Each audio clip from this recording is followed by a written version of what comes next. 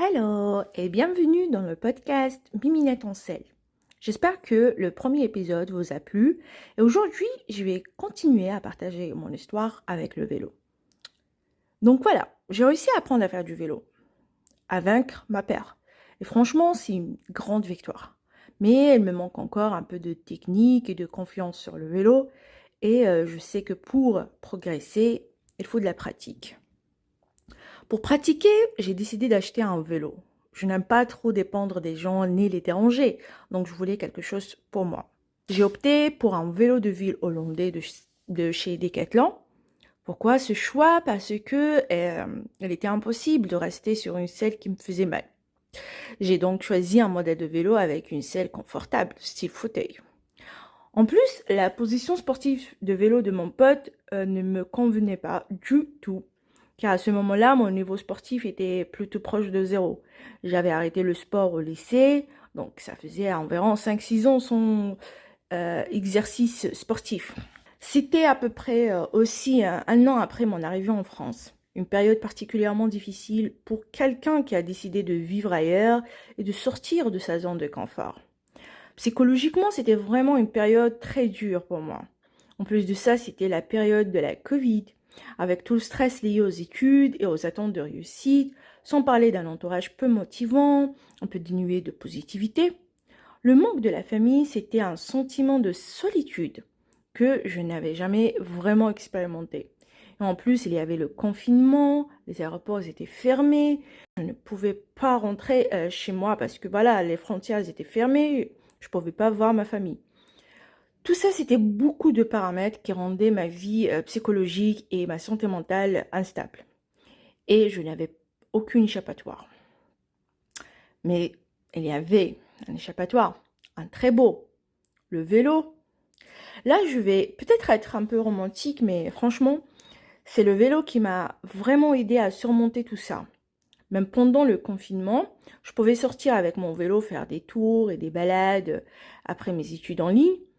Et à chaque coup de pédale, quelque chose se passe dans mon cerveau. Quelque chose se passe dans mon cœur. Ça m'apaise, ça change ma façon de voir les choses. Et surtout, ça me permet de ne pas me sentir seule. C'est vrai, vivre loin de ma famille, c'était vraiment difficile. Je n'avais pas l'habitude de dormir seule, de me réveiller seule, de manger seule. Mais quand je suis sur ma selle, quand je tiens le guidon et que je pédale, ce n'est pas juste un sentiment de liberté. C'est aussi un sentiment de confiance, de paix, une voix intérieure qui me dit « Ne t'inquiète pas, Mimi, tu es forte même si tu es seule. » Après chaque sortie, j'ai envie d'en faire une autre parce que sur celle, je me sens vraiment bien. Le vélo est devenu ma thérapie. Grâce à lui, je retrouve même l'optimisme que j'avais avant.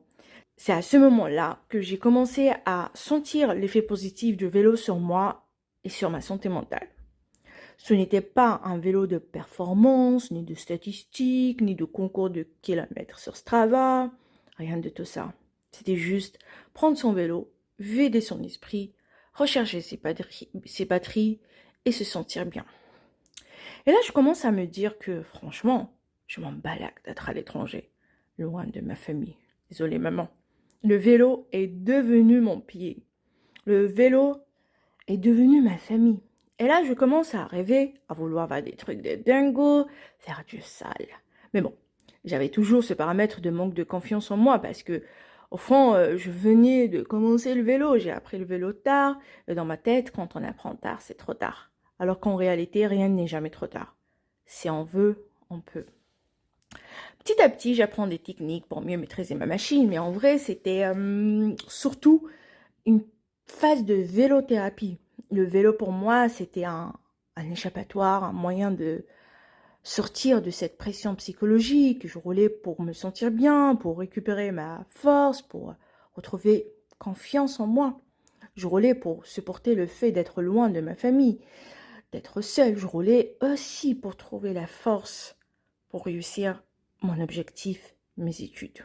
Voilà, dans ce podcast, je voulais surtout mettre en lumière cet effet positif que le vélo peut avoir sur nous.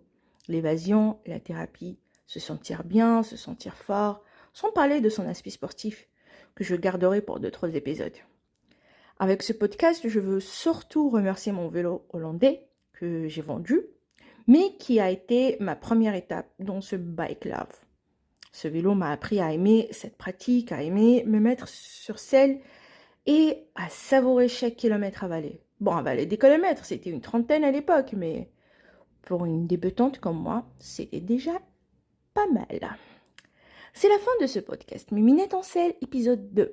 Je m'en balade l'étranger, le vélo est désormais mon pays. Il y a beaucoup de choses à raconter, mais je ne peux pas tout dire. Mais j'espère que vous avez aimé. Le vélo, c'est une véritable thérapie pour moi. Et pourquoi pas aussi pour toi. Un moyen de te sentir bien, de t'évader et d'être fort. Voilà, là c'est la fin. Merci de m'avoir écouté et à bientôt dans le prochain épisode.